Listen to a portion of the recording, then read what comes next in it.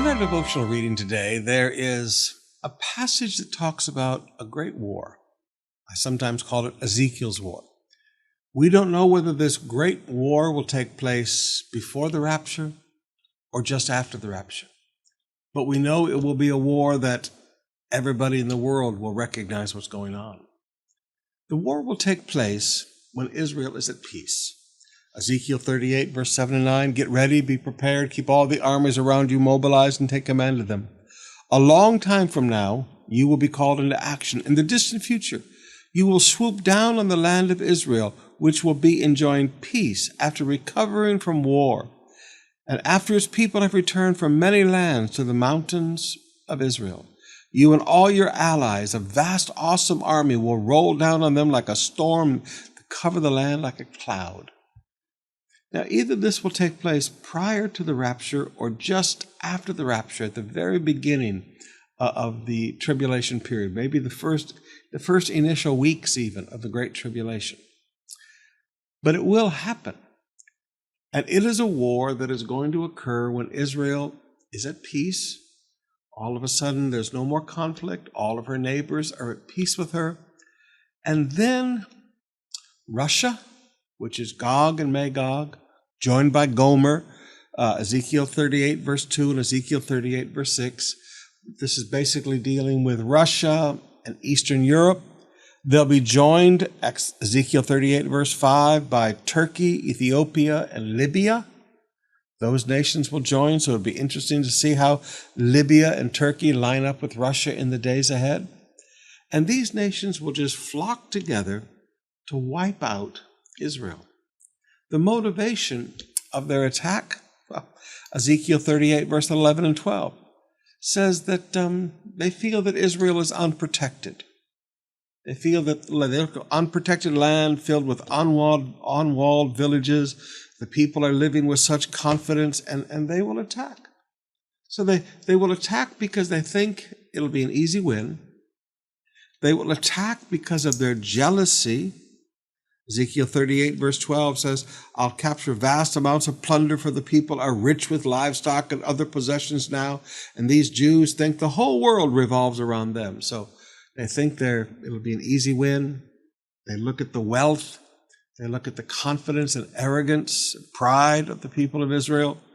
And, others will tell them not to do it. I mean, Ezekiel 38, verse 13, Sheba and Dedan, which would be like southern Ethiopia, northern Saudi, Lebanon, these nations will say, please don't do this.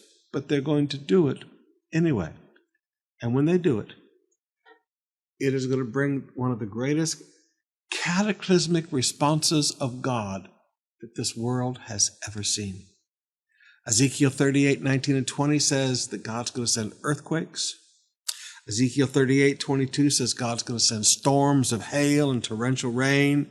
Ezekiel 38, 22 says burning sulfur. It'll be similar to Sodom and Gomorrah with burning sulfur coming down from the skies, meteors actually falling down upon targeting this army.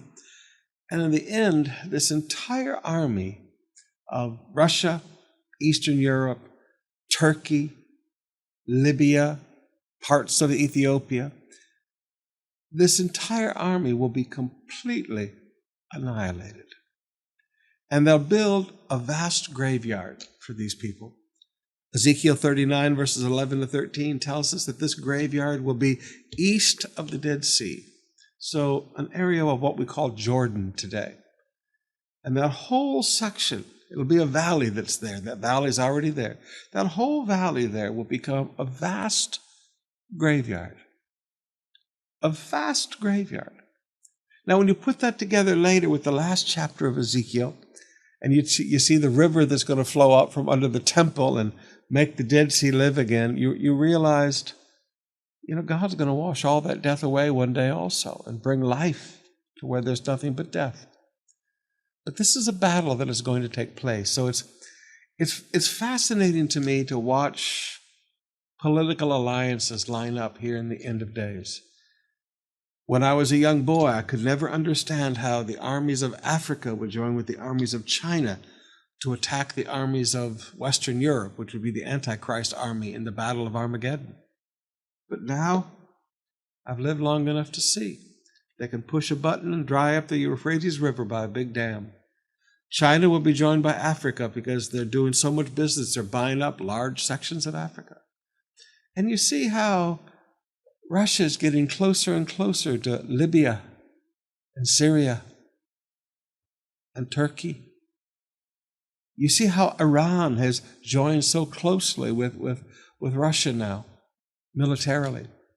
You look at all of this and you go, you know what? These are the end of days. No wonder Peter teaches us to be disciplined in our life of prayer, seeing that we live in these end of days.